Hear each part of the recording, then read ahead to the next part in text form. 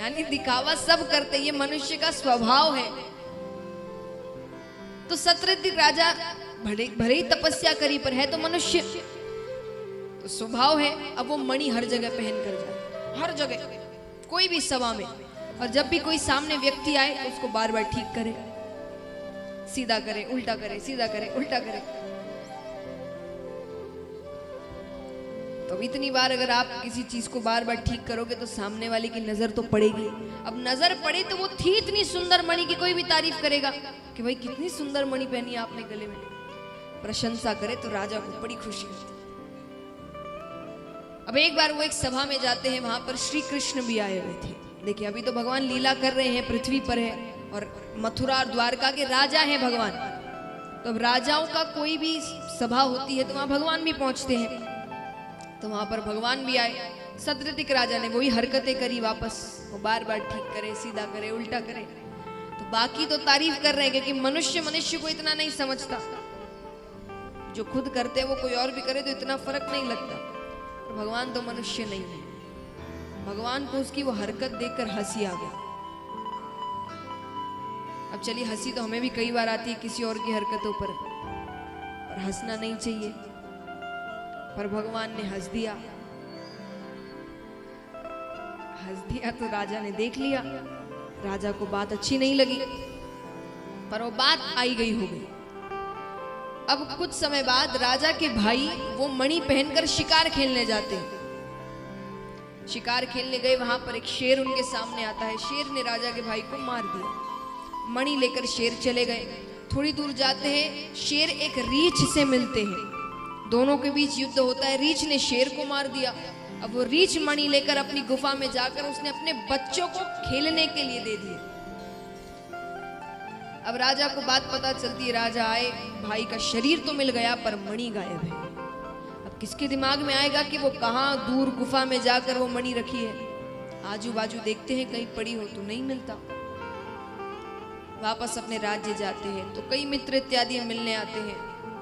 तो सबने पूछा भाई वो मणि कहाँ गई? बोले पता नहीं, लगता है चुरा ली होगी किसी ने, क्योंकि गिरी होती तो आसपास ही दिख गई होती, यानी कोई उठा के ले गया।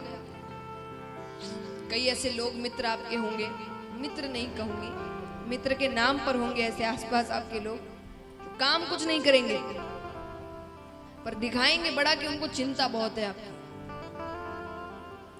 तो उन मित्रों ने भी कहा कि किसी पर शक है।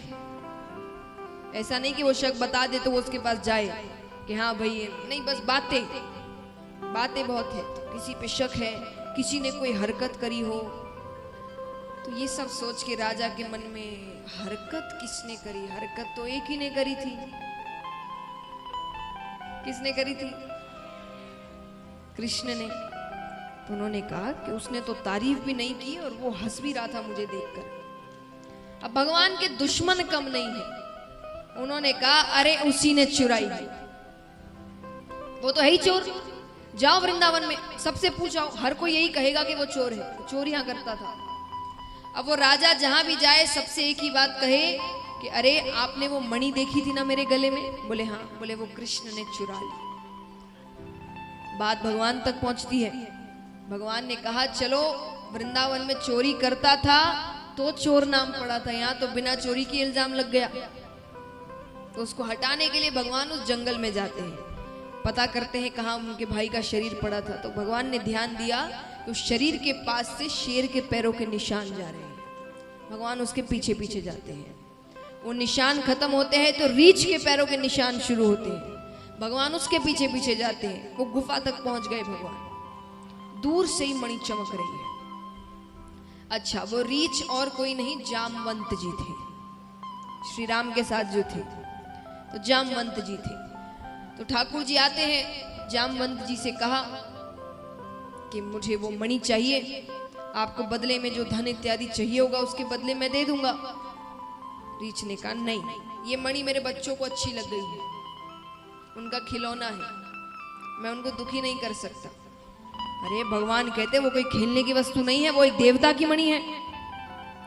रीछ ने कहा इतना ही है तो युद्ध करो और ले जाओ। दोनों के बीच युद्ध होता है। युद्ध यानी हाथों से, मल्ल युद्ध कहते हैं उसे। तो युद्ध होता है। बहुत समय तक युद्ध चलता है। अब जामवंत जी को बार बार लग रहा है कि ये मुझे मार सकता है, ये इतना शक्तिशाली है कि मुझे मार सकता है, लेकिन बार बार दाव पलट देता है।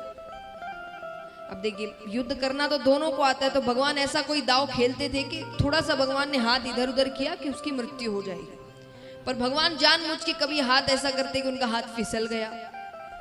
तो समझ रहे थे जामवंत जी कि ये जानबूझ के अपने दाव पलट रहा है, ये मुझे मार सकता है। लेकिन जब ज्यादा समय हो जाता है तब भगवान ने धनुष उठाया, बाण खींचा, और बाण खींचते ही उनको साक्षात मर्यादा पुरुषोत्तम श्री राम के दर्शन। बोलिए श्री रामचंद्र भगवान की। राम जी के दर्शन होते ही तो जामवंत जी चरणों में पड़ जाते हैं कि प्रभु मैंने आप पर हाथ उठाया। अरे भगवान कहते तुमने नहीं उठाया, मैंने उठवाया।